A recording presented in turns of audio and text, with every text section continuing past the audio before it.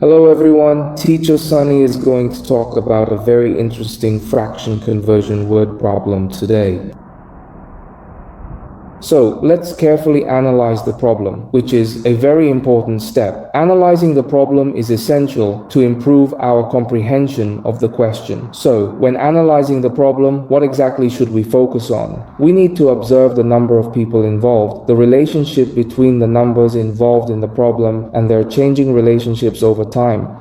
We need to understand these relationships very clearly. That's the essential purpose of carefully analyzing the problem. Let's thoroughly analyze this particular problem. 6th grade has 3 distinct classes with a grand total of 180 students. So you really need to fully understand this important sentence. The total number has been given. The total for the 3 classes is 180. Okay, then Class A student count accounts for 1/2 of the sum of students in Class B and Class C. In other words, the number of students in Class A is 1/2 of the combined total number of students in the entire Class B and Class C. This is understandable, right? Okay, and then Class B accounts for 2/7 of the sum of students in Class A and Class C. How many students are in 6th grade Class C?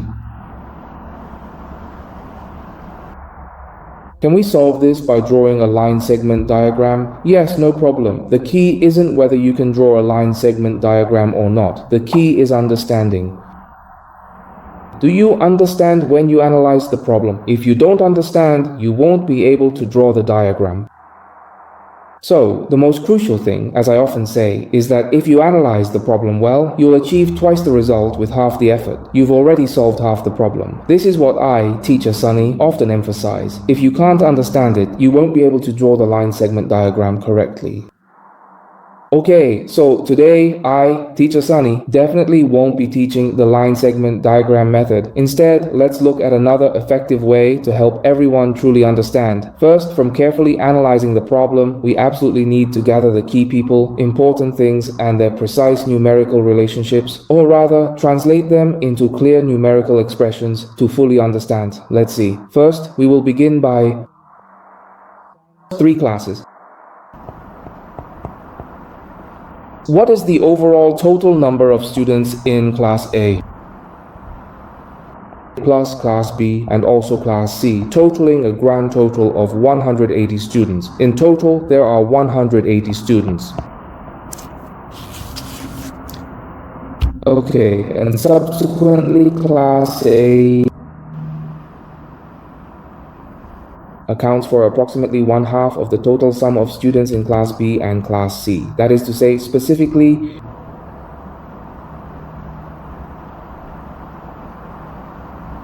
we can readily convert fractions into meaningful ratios for a clearer understanding, which is absolutely correct. This is because it's essentially like saying, for example, Class A accounts for precisely how much of the total sum of students in both Class B and Class C.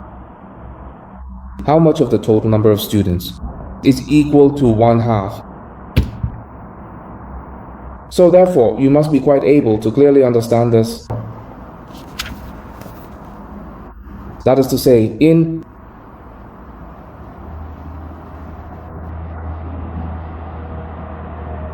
Class A, when compared to the combined sum of students in Class B plus Class C, it is precisely equal to a ratio of 1 to 2.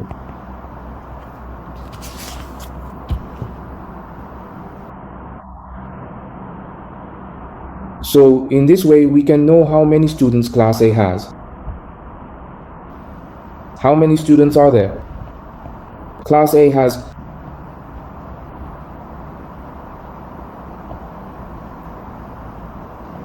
just 1/3. Class A accounts for 1/3 of the total number of students in the whole grade. So it's approximately 60 total students.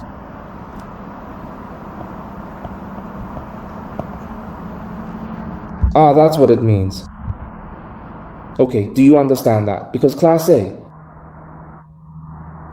according to this particular 1 to 2 ratio, Class A is precisely 1 part and B plus C is really 2 parts. So Class A is exactly half of these 2 distinct parts, precisely 1/2, and that is truly what it means. That's what it means. So in other words, Class A, Class B, and Class C. That means it's 1 plus 2, 1 part plus 2 parts, which equals a total of 3 parts. So 3 parts represent the total number of students in the 3 classes of 6th grade. So Class A accounts for 1/3 of the total number of students. We already know the total number of students is 180, so we can directly calculate that Class A has 60 students. Okay, then let's continue. Class B accounts for 2/7 of the sum of students in Class A and Class C. So it's the same principle. Class B accounts for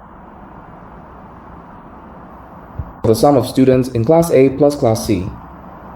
2/7. 2/7. That is to say, actually, Class B compared to the total number of students in Class A plus Class C, it's a ratio of 2 to 7. That's 2 to 7. So what we have here is the total number of individual parts is 2 plus 7, which ultimately makes 9 distinct parts in total. Similarly, for Class B, we can observe the same pattern.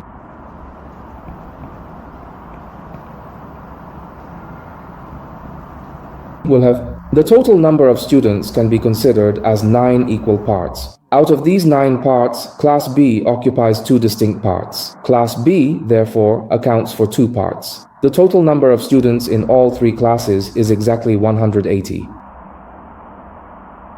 Thus, we can readily calculate it as 2/9, which is then multiplied by 180, and this ultimately results in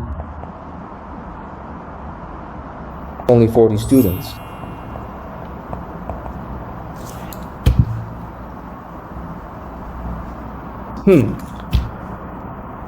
Alright, so Class A has exactly 60 students and Class B has precisely 40 students. Then Class C, how many students are there in Class C of the 6th grade? That becomes very simple. So Class C